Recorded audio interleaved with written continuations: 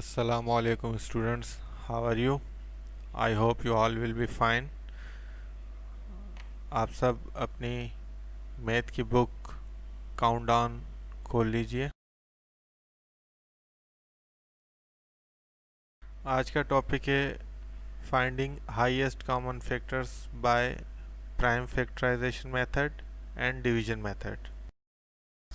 Highest common factors factorisation हम class 4 में पढ़ चुके हैं और अब हम सबसे पहले फैक्टर्स निकालते हैं बाय प्राइम फैक्टराइजेशन। तो इसमें देखते हैं, पहले हम 72 के प्राइम फैक्टर्स निकालते हैं। हम स्टार्ट करते हैं 2 से। ये देखें, तो 72 का फैक्टर निकालने के लिए 236 the 72, 218 the 36, 29 the 18, 33 the 9 and 31 the 3। तो ये हमारे पास फैक्टर्स आ गए 72 के, 2 इंटू 2 इंटू 2 इंटू 3 इंटू 3।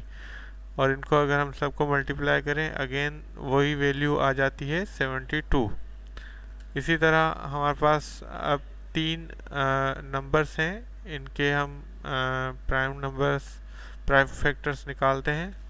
सबसे पहले 56 का, तो 228 द 56, 214 द 18, 27 द 14, 71 द 7। और इस तरह हमने इसके फैक्टर्स लिख दिए। और दूसरी रकम है 140, 270 द 140, 235 द 70, 57 द 35, 71 द 7। इसके फैक्टर्स हमने लिख दिए। और तीसरी वैल्यू है 321 द 63, 37 द 21, 71 द 7।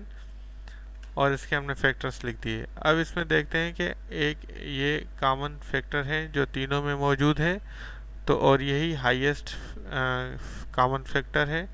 तो अब हम कह सकते हैं कि the HCF is the product of the factors common to all 3 numbers, जो तीनों में कॉमन हो। The common factor in all given examples is 7, और तीनों में जो हाईएस्ट कॉमन फैक्टर है वो 7 है। तो therefore HCF of 56, 140 and 63 is 7।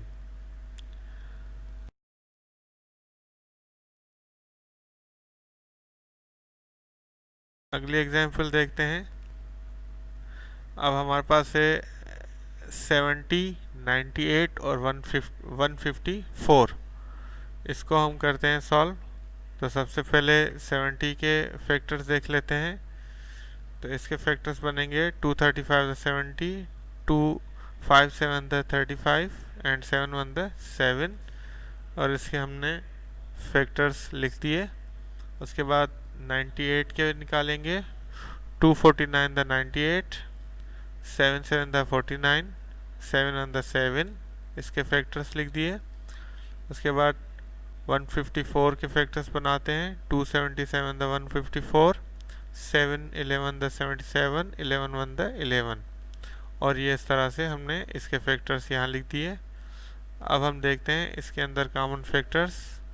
एक कॉमन फैक्टर्स हमारे पास है 2 के, और दूसरा हमारे पास है 7। तो हम ये कह सकते हैं कि the common factors are 2 and 7। अब हमारे पास 2 कॉमन फैक्टर हैं, तो हाईएस्ट निकालने के लिए therefore HCF of the 70, 98 and 154 is equal to 2 into 7। तो इन दोनों को मल्टीप्लाई कर देंगे तो ये हो जाएगा 14। तो इस तरह से हमारे पास जो हाईएस्ट इसका फैक्टर आएगा वो आएगा 14।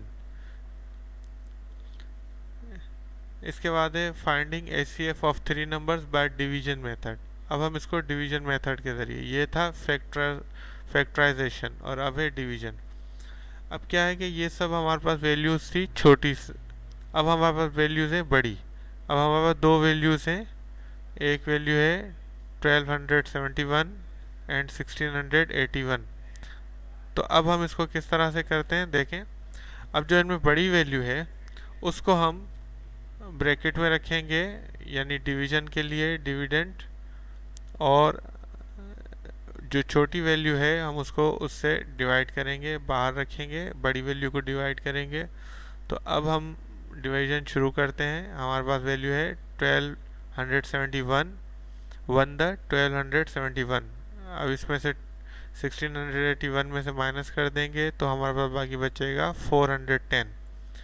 अब 410 से डिवाइड करेंगे, जो पहले रकम बाहर थी 1271, तो जब इसको अंदर रखेंगे और इससे डिवाइड करने के लिए हम 3 से मल्टीप्लाई करेंगे तो आएगा 1230।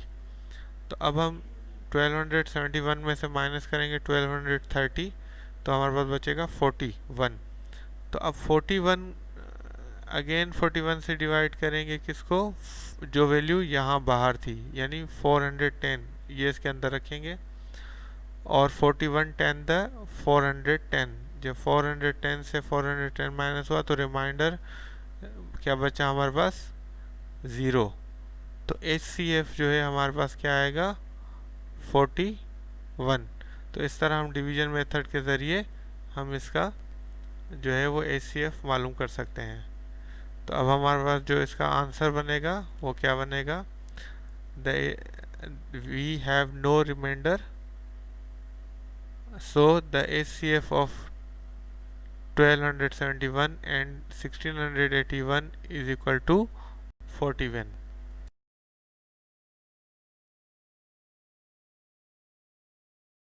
हमारे पास एक और मिसाल है कि 91, 65 और 39। अब तीन हमारे पास जो है वो वैल्यूज़ हैं। अब इनका जो है हमें HCF मालूम करना है। तो इसके लिए हम सबसे पहले दो वैल्यूज़ को लेंगे।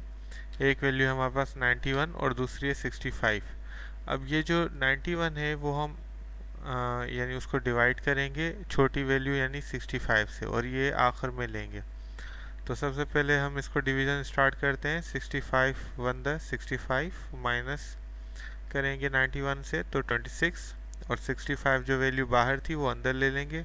26 2 द 52, 65 में से 52 निकाले तो 13।